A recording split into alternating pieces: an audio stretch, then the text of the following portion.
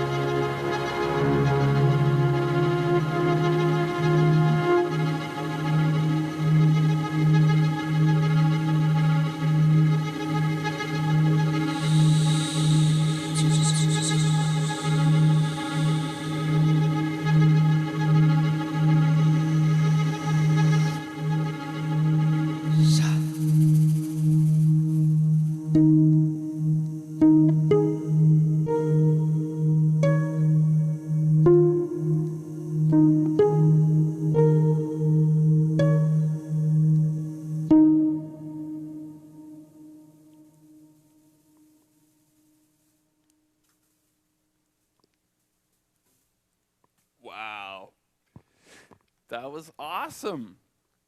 Seb, Thanks for jamming. yeah. I don't know how it worked with the delay. Did it feel like it was off on your end? Um, I mean, they were just abstract sounds. Like, yeah, I mean, I think if we want to jam from a distance, these are the days of letting go of time, which is seeming to be a pretty good metaphor for life these days. yeah, You might exactly. have a schedule, but you, Yeah, you don't know what's going to work. exactly. For sure. Yeah. Um, and letting go of timing is something that is really hard for drummers out there. So, right? We're Yeah. trying.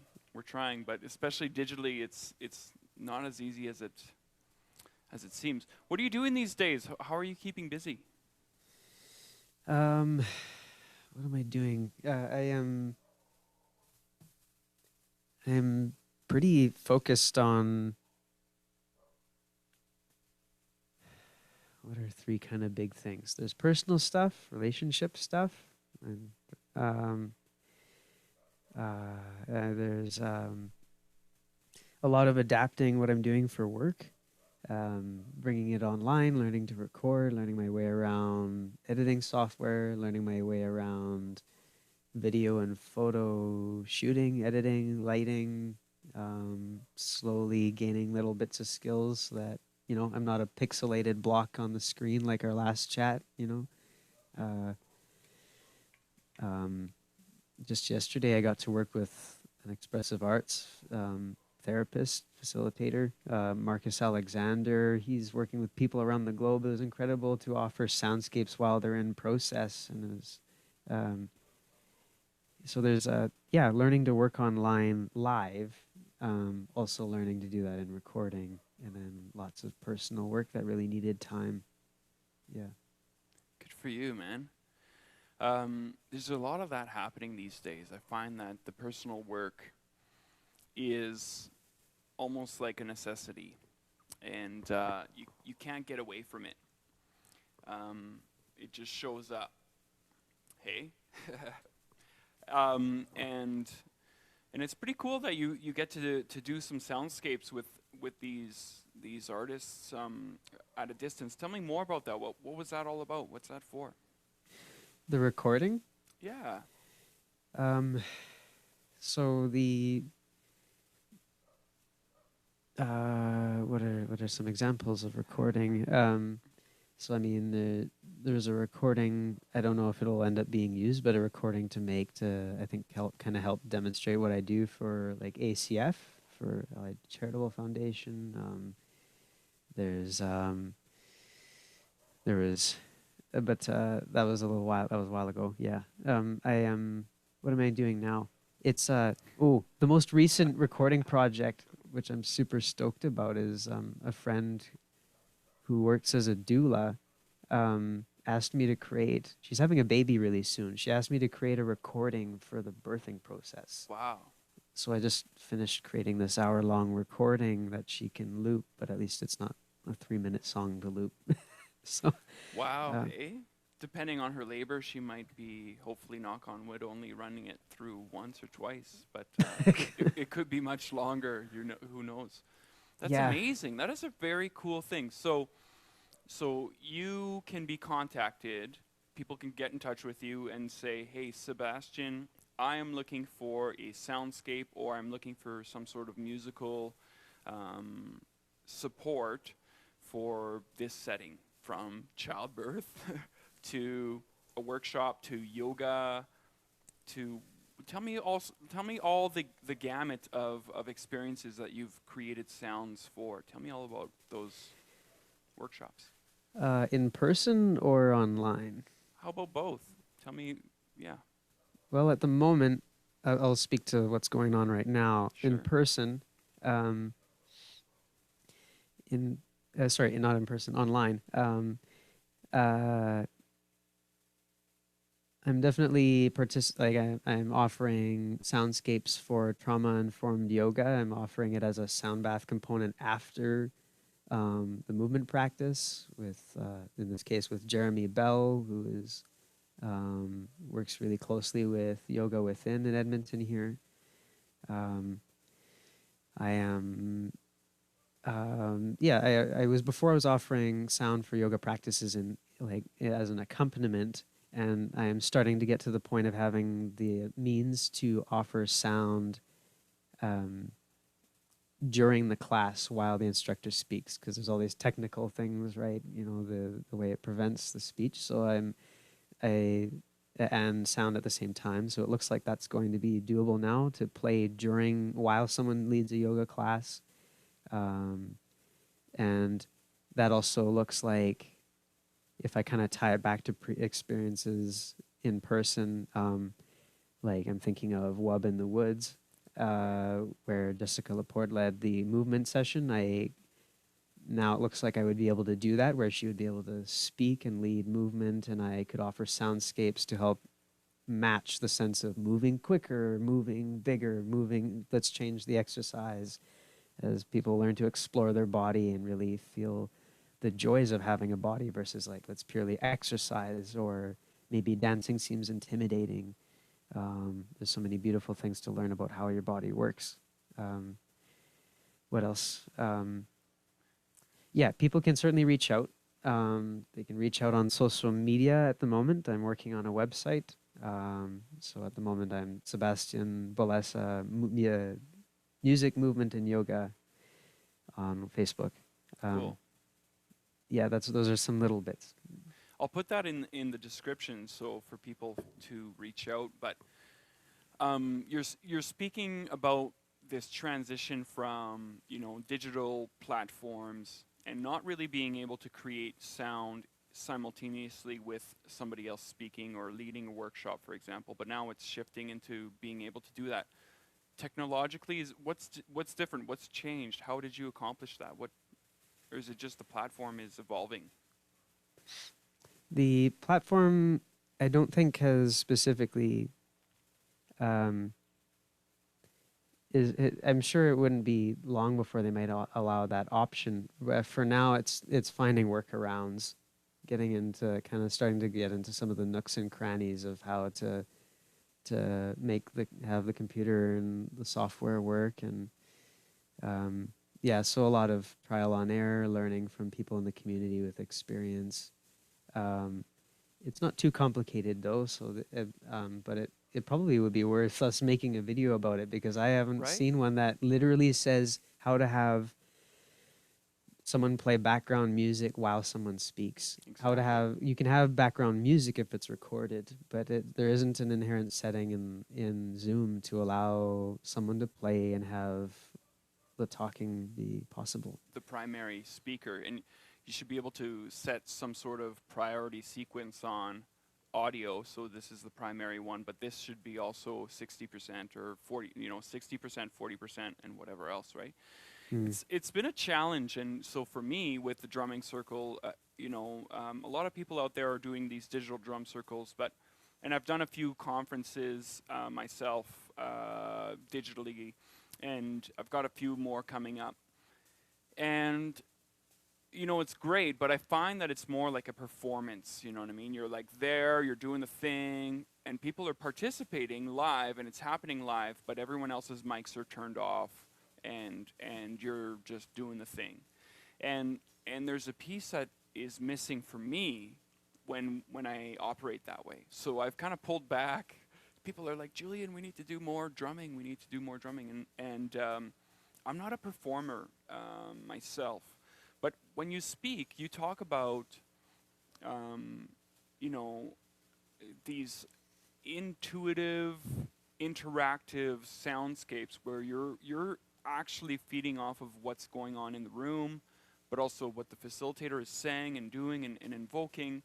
And if nobody's really experienced that, it's kind of a hard concept to grasp.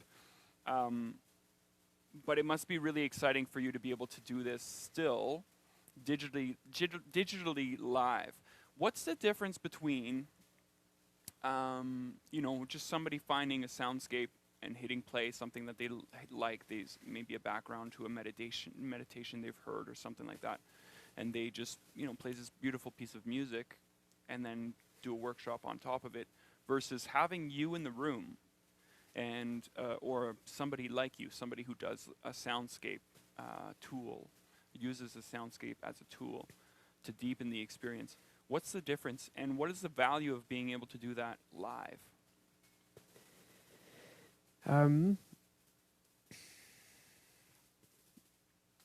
There's a phrase, there's a term I've heard used, particularly in the context of drumming. If you come into drum, you say you've been asked to play for a group, and they expect you to play the exact thing that they have in mind. There's no room for error, for change. And I've heard the word handcuffed used. And I think of that being an experience for the facilitator in these workshops. If you are looking to capitalize on the nuances of the sound, it's not changing with you unless you're able to edit it and start looping it. And so you have some play if you know your way around adjusting it. But if you just took, that would be a lot of looking, picking, trying to find a soundscape that fits. And a lot of the music I find it's designed to be shorter. So, most of the time if I'm at a yoga practice and it has music, I can expect the song to change over and over again. It's a new song. Hopefully they've all the work the instructor puts into having all the songs kind of match what's going on. Maybe they have it the same key, all that stuff. Provided that we have a good relationship, when we work well, as long as I do my job well, which thankfully I'm getting pretty good feedback overall over time. You're awesome at what you do. You really are. I appreciate it. Yeah, for sure. The better I do my job, the more I am able to create I'm not really functioning in my mind as a musician. I'm functioning as a narrator, a nonverbal narrator via sound. So I'm thinking like film scores. I'm thinking like soundtracks, orchestral vibes, chanting, rhythm. I have 1,000,001 drums I can access on this digital drum. And so and with the looping pedal I can create entire soundscapes from scratch on the spot and manipulate all these pieces and try to create like a theme for the experience. And so I can, as much as possible, improvise a soundscape that's more tailored to the time frame of the event and the general changes. And the better I get at it, the more attuned I am. All these nuances of someone's speech cadence, they be who they are. I'm asking them to be themselves authentically through and through. And the more they do that, the more I can sync with that. So the intention is for people to have their experience, a really deep, powerful experience. If it's like, a company, let's say we're talking accompanying circles of rhythm. I'm not asking you to change. I'm asking you to be you, and I'm looking to be an additional means of holding space.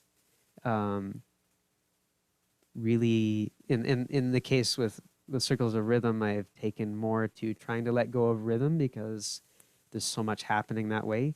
And so I can just lose that sense of rhythm and really seek to lend my voice to it. Like, what's the power of the human spirit here? And I think of those moments when you're slowly building up this journey toward the end, the visualizations you go through, and all this stuff sparks in me, and trying to match that with the way I'm bringing these drones and those different sounds, and they keep heightening, and there's this other layer, and there's this other layer, and I'm adding in the reverb, and it's like, this is a moment I want people to remember for the rest of their life.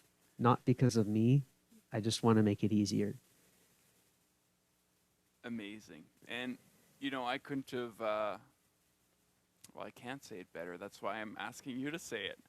And your words are accurate because you mentioned a few experiences that we've had together. We've done drum circles with Circles of Rhythm. We've done events with Paul Puzinovsky, WUB specifically, and more to come. I hope.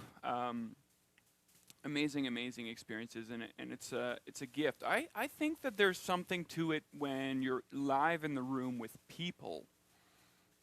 and you're feeding into that energy, and you're kind of recycling the good, the bad, and the ugly, and you're creating something that is beyond an individual emotion or an individual thought or an individual intention. It becomes some sort of co-creation. And for me, that's what's been really lacking throughout this period of separation. And but I'm really glad that we're connecting. Do you want to try something? I haven't done this, but I've got this set up here. I'm going to switch my camera here.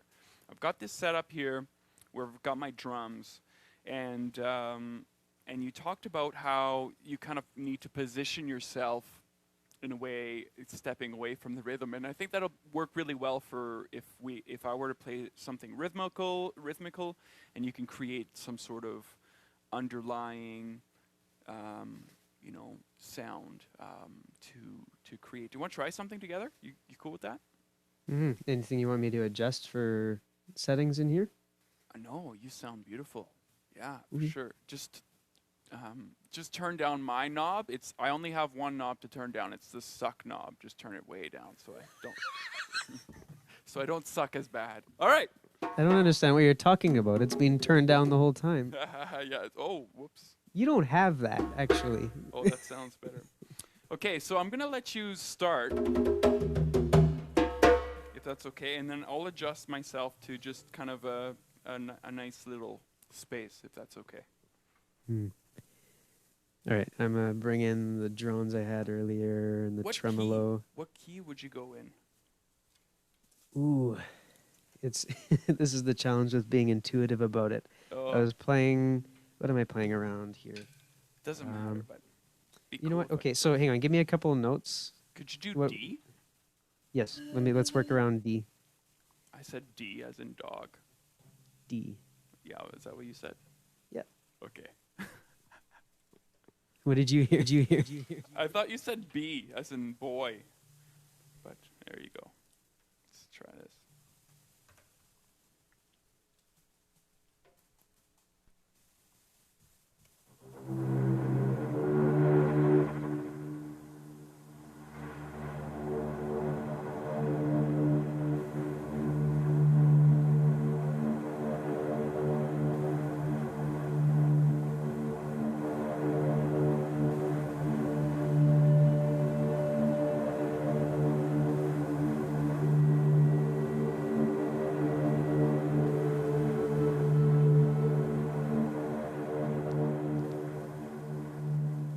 Hang on. Okay. Let's try this one more time.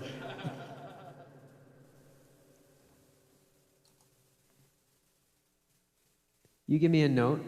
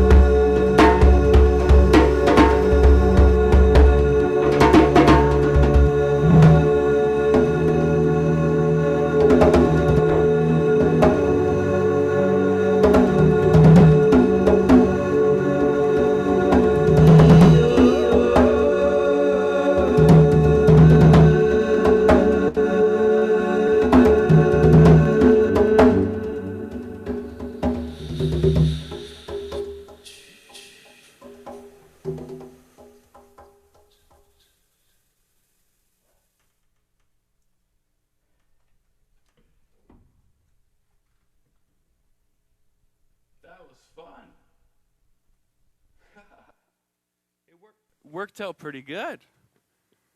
Yeah, it seemed okay I for think you. so. I don't know. It sounded good in my ears. So, and that was the first time I think for me that the audio wasn't competing with each other. How was it on your side? I think there were times when I had my loops a little high for Oh, volume, and it you're was too critical. Your just there volume were was great. Your volume was great. okay. Don't Just worry for about it. hopefully that it sounds as good as it did for you in the recording. Because for me, I was starting to hear you cut out. Oh yeah. Okay. Yeah, Well, but we'll see. mostly it was fine. I was recording on my side, so we'll see. But this is a true statement to most musicians that are worth their weight in gold, which I would say that you are worth your weight in gold. Is that they're I'm very not very heavy. yeah, but you're still you are pretty. You're stocky guy for your size. You know, like you got some build, man. I've seen your muscles. Anyways, I've seen you do a handstand and a backflip. Like, what do you call that thing that you do and you're turning sideways and spinning at the same time? What is that? Oh, I'm not even sure I know what movement you're talking about. But It's like a tumbling. flip. We'll call it tumbling. Yeah, you're and landing on your feet. But no, seriously, you're very humble, and people like you who are excellent in their craft. They're always very hypercritical of themselves. Do you find that you're hypercritical of yourself? Would you agree to that? Or no? I was gonna try and make some joke about it that would be kind of meta. Anyway, I am, yeah, I probably am somewhat predisposed to thinking critically, and I definitely do. And I've also been sort of trained to do that, so it's kind of self-perpetuating. It seems. Tell me about this predisposition without going too deep into it, like in divulging family secrets. Or I don't know what you're talking about, but tell me, what do you mean predisposed? What does that mean to you? Coming into a family that sees detail, at least in certain realms, you know. Yeah, I have an extremely observant father. It amazes me what he can see, and he certainly has his ways of looking, like really striving to do the best, be the best, and I feel like that often coincides with, the value of constructive criticism and what is constructive and what might seem detrimental to someone's mental health, or however you want to put it, is, I guess, up for interpretation. I'm a fairly I think in many senses a very sensitive person, so it's easy for me to have a hard time with certain kinds of feedback, but I look forward to that ever-growing pursuit of being able to just take it and appreciate it. Do you find that we take on some of the lessons that our parents maybe never really mastered, and they're passed on to us so that we may master them in our own lives? That's a heavy question. Yeah, on some level, I think. If I think about my dad still, I'm thinking about sitting with him and his longtime friend. He's such a social person. He's got friends from when he was in primary school, and he's getting close to retirement age. And the two of them were telling me about, the journey, them growing up in Jamaica, working really, really hard in all things, including their academic lives. And I think that was one area where if I'm hopefully this feels like a relevant answer, but I'm thinking of their parents and how hard their parents pushed. And my dad was talking about the significance of a parent wanting their child to outperform them in however that looks like. And so at least that came up to my mind. Hopefully it feels relevant, but that came to my mind when you asked that, because it was like it's from that perspective, the way I understood it, it was completely inherent that there's all these things that they're working on that they don't even expect to master. It's like they're factoring you into this evolution of ability, of achievement, of whatever. In that sense, it seemed entirely, it seemed sort of intentional, just like they want you to go beyond where they were at, and there's things that they're not going to manage to achieve in that process. Wow, it's a lot of pressure for a guy to to stand on the shoulders of their ancestors to see further down the path than they ever could, right? And I guess that makes a lot of sense for me. When I asked that question, it was more so my personal lesson is communication and being okay with being vulnerable and emotionally in tune, and comfortable with discomfort. And I think the lessons that my parents are, they did the best they could, and they're really working on, they have a beautiful, like, synergistic relationship. My parents are still together, and they're doing really great. But there were things that they failed to teach me that are coming up in my life, that I need to learn from, and I thank them for those lessons, because it's an opportunity for me to grow, right? And so being okay with uncomfortable conversations, being okay with uncomfortable emotions, acknowledging the discomfort in emotions, and then leaning into them instead of just, sweeping them under the carpet. And so I don't know. I just find that that self-critical, back to that self-critical thing.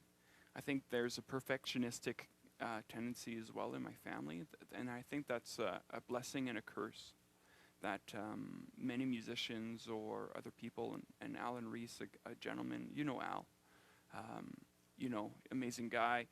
I think we've shared this this conversation multiple times, and John as well, of just how we're kind of hard on ourselves. And so it can be quite challenging and destructive if we allow it to be. I found myself when I was drumming. I haven't drummed really in a long time. It's few and far between where I'm drumming. And I found just that inner dialogue just being like, come on, like, do something cool. And then I do try, and I'm like, that sounded really bad. And then I'm like, okay, repeat the mistake so that it becomes part of the pattern, and then that's kind of how I get away with it. But it's really hard. Our brains are really tricky, hey? Our brains are really tricky in terms of the inner dialogue that's going on that can kind of, throw us off. Can you hang on 1 second? I just need to check something real fast. I just got to check upstairs. All right, hang on.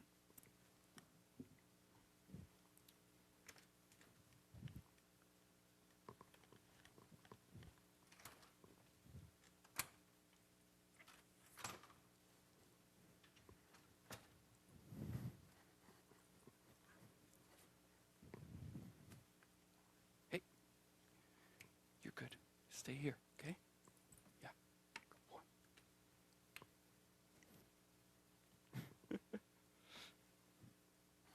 Oh. Sorry about that. So I had a dog outside that was barking. I'm back. Let me in. Yeah. So I mean, I think definitely,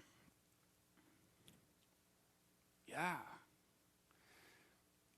the life lessons, the relationships that we come across, and the growth. I think for me, this period of this last year has been a lot of demanding growth, It's almost like you can't turn away from it, and it's painful. Sometimes it's ugly. Sometimes it's scary. It's So I just wanna. I don't know. I don't know. Can you resonate with that? Have you seen that around you? Maybe not in your own life, but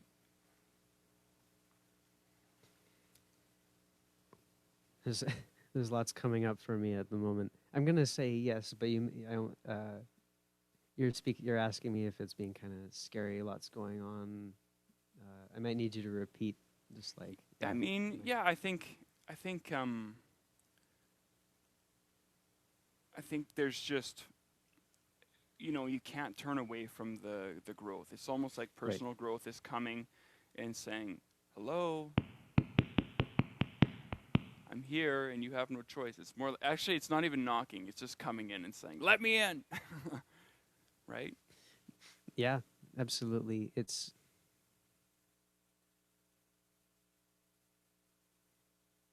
here. There's a lot. There's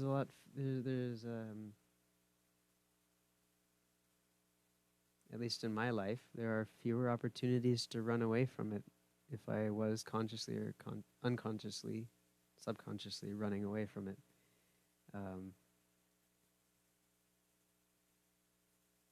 Yeah, I consider myself to. There's fewer opportunities to hide from it or run away from it. Interesting. I like that. At least that's my take on it. In the concept of trauma is coming up a lot in my life, and I'm thinking of all the things that people who have severe or whatever degrees of trauma, and I'm thinking of working through that in a situation when you have fewer opportunities to get a break from it. If you want to move away from the idea of running from it, getting a break, getting space. I'm sure some people feel extremely claustrophobic that way. I'm thinking of the value of keeping moving and doing things, keeping busy. And if it's harder to keep busy when you can't be in this proximity with someone without this or that, or, gatherings, community, all the healing that happens in community. Yeah, and then the fact that some people might feel and literally be very much forced to be with that, and maybe it's in the context of a relationship, whatever challenge is, relationship to someone, family, parents. I live at home. I'm with my mother. There's a lot of work to do. There's some really significant stuff that's happened over the last while, and we're in that much closer proximity. So, in there, in your sharing, you were kind of talking about the things that were maybe, opportunities to escape the growth, But I think also it was when I was hearing you speak, I was hearing you maybe voice some of the antidote, and hopefully soon we can kind of have a little bit more of that antidote to not personal growth, but just trauma. You were talking about trauma, and I love those community movement. What else did you say? What were some of the antidote, the things that you would say would help people move through that traumatic response or that place of dysregulation? Well, in my slowly growing understanding, generally speaking, some means of connecting with community just seems so huge. And so whatever that looks like for you might be the simplest answer. I don't know, it could be worship, it could be, religiously related, spiritual healing, it could be through drum circles, all these different facets of being in community, sharing in experiences, especially if you're in a safe place, opportunity for deep safety. Does community need to be in person, or can it be digitally online, or what's the difference between, I guess, it and if it can be both, what's the difference, or what are the benefits or pros and cons of digital community versus in-person community, in your opinion?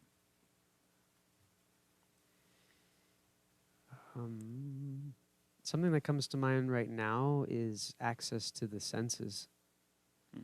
I see you, I hear you, I cannot feel you. You always smell great. I can't smell you when I give you a hug, you know? Yeah. Thanks, And man. maybe I don't feel like maybe I don't feel like that's a big part of it, but the truth is, like, there's an overall experience of your presence. The truth is, there is somehow smell associated with being in presence with people, even just the change of it, because you're in that same building. Let's say I was just working with someone who was doing a bunch of recording in this beautiful church space, and it's a completely different smell from my house, and that gives me the chance to move. It's another part of moving away from some space and having the chance to maybe return home and have a renewed perspective. So the senses comes to mind. Or like all of them, they're involved. If you say you share food with someone, you're tasting it, all of it. That just seems to be a huge thing for connecting with the present moment. What else? What else? Why? What else would be different? So what you're saying is that the senses are not fully accessed when we're doing this digitally right now. We're missing out a piece of the pie. Yeah, there you are. As far as sharing with that experience with someone, yeah, you're probably generally limited to two directly. So I guess, how do I wrap up my answer here? I guess I'm at the moment I'm thinking about the amount of creativity that's required once you have limitations. And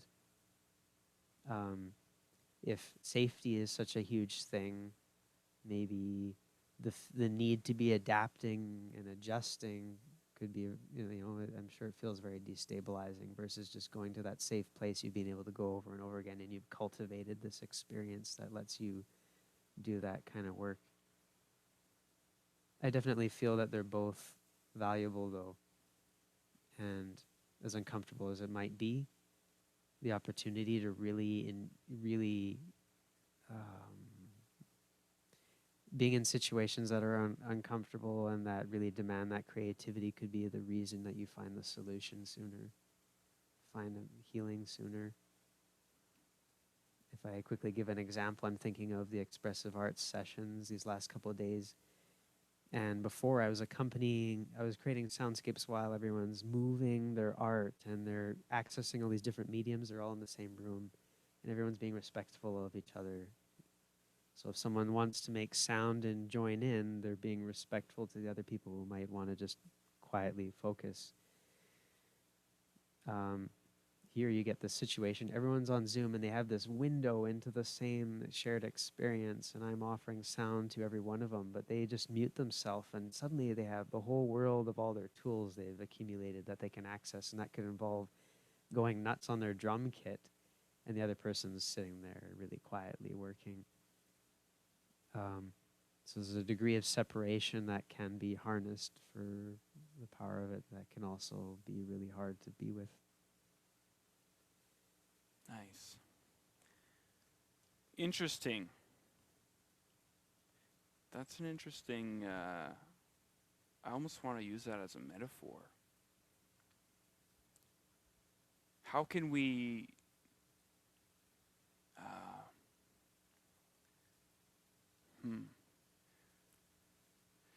in a face-to-face conversation, what I'm hearing you say, or in a group situation, in a community setting, in person, flesh to flesh, there's a certain level of mutual respect that needs to happen in order for us to coexist. right?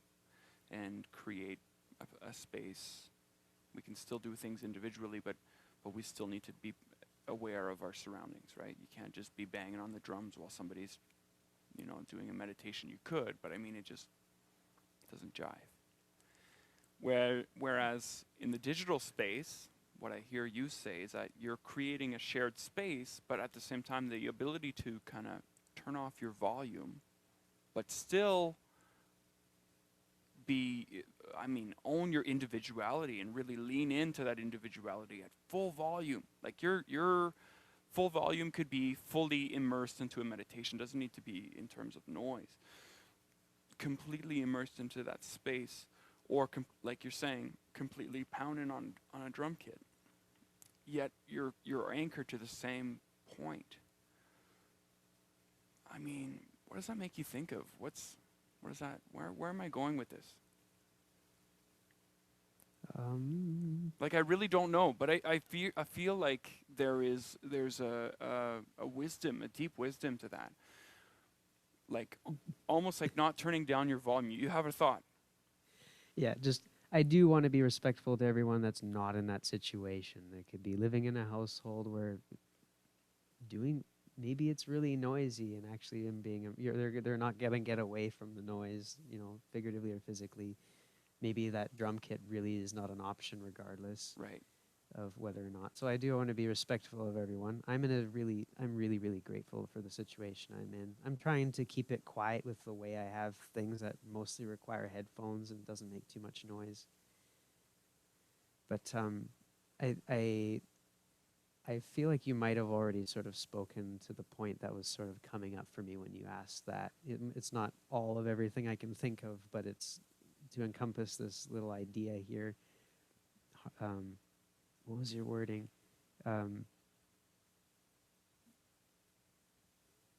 Really highlighting someone's individuality is sort of what I got from some of what you said there. And that feels very relevant to what I was trying to speak to.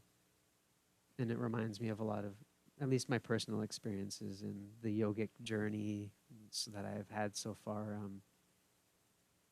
Shared experience of going deep into your individual being that also kind of abstractly turns into a journey of connecting to everyone. You're stripping away these layers and coming to the seed point of being, breathing, letting go of all these certain perceptions and really appreciating everyone's simple presence. However you want to look at that, divinity, looking into, yeah. I love that. And everybody's seed point is unique to them, but yet you've created a space where each individual is welcome with their differences. You come together, right? I guess. I mean, it sort of depends on how you want to look at it. There's the room for, even in this situation, when you share in space like that, there's maybe a unique level of room for the person who believes they have their individuality to be sharing space with the person who believes that they are connected to everyone and everything, whatever they define that seed point is. So I guess it comes back to still some sort of individuality. Exactly. Yeah. I love that. I think I've got a lesson in there for myself to just kind of pull away and work through. I think that was really helpful for me to hear and to understand that there's a difference between that in-person experience where you're sharing a physical space and harnessing your individuality, but you still needing to be completely in tune with each other as well, right? And being respectful. There's a give and take there. Whereas that digital framework, and I want to know what that digital framework is in real life. You know what I mean? Like, if I were to put the metaphor to work, what is that digital framework? And so now we're still in a shared space, and we're able to crank up our volumes, our individuality. We're able to be fully ourselves But yet there's the capacity to just turn the mute button like that, and you're lost. You're no longer impacting the other individual, but you're still there and you're still doing your own thing, and you're still so. My question is, what is that mute button in our own lives? How can we find that mute button so that we're not actually impacting others, but we're still able to be us? Do you know what I mean? We're still able to fully expand and create and be ourselves without causing chaos or shifting the whole. I don't know. It's really interesting. So I'm gonna think about that. If anybody has any thoughts on that, I would love to hear about it. Sebastien, do you have any final thoughts or closing thoughts, or maybe do you want to close with a little musical piece? How would you like to end this today?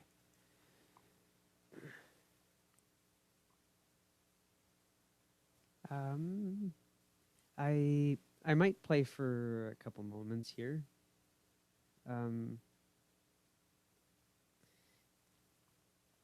And I don't know how useful of a closing statement it is, but what comes to my mind right now is that the birthing kind of, I don't know what the wording would be, the birthing recording that I spoke of, and all the figurative and physical death and birth that kind of, if I'm speaking figuratively, there's this cocooning butterfly process. You possibly turn into something that is completely unrecognizable even to you in this transformation of cocooning and doing personal work and reemerging, and the uncertainty in that space, and possibly some fear in that.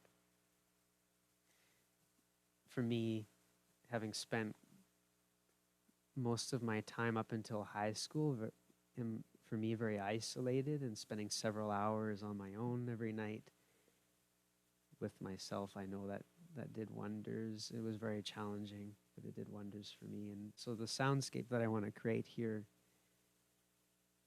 is just meant to be this permission to really foster your relationship to yourself and watch the way that it blooms and changes on your own, as well as in relationship to people, as you explore how to meet your own needs, whatever that, if you want to think of it, the mute button. Yeah. Does that make sense? Absolutely. I can't wait. Now that Sebastian's getting set up, I just want to thank you, Sebastien, for doing this. We won't share any words when you're done. We're just going to close out. Thank you so much for taking the time to share your wisdom, and I really appreciate how you sit with your thoughts before speaking. And when you do speak and you articulate, it's really quite beautiful. So, thank you.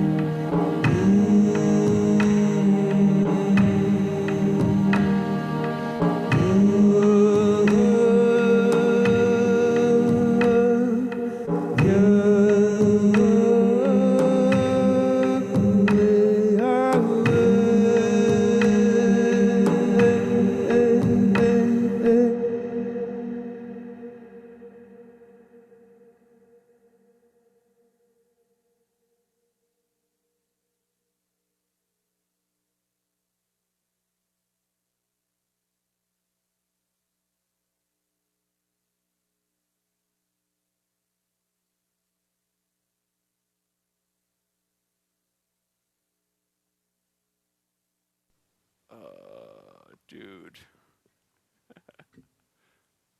Awesome. Thank you.